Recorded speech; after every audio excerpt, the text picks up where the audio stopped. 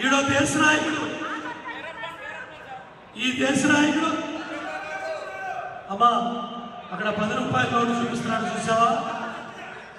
ఆ 10 రూపాయల నోటు చించే దేని రూపాన్ని ఓడించడానికి 20,000 నోట్లు చించి వాడు ఎమ్మెల్యే అయ్యాడు.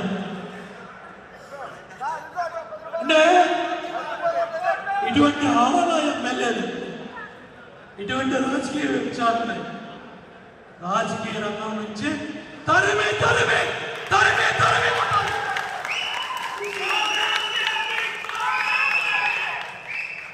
చాలరా.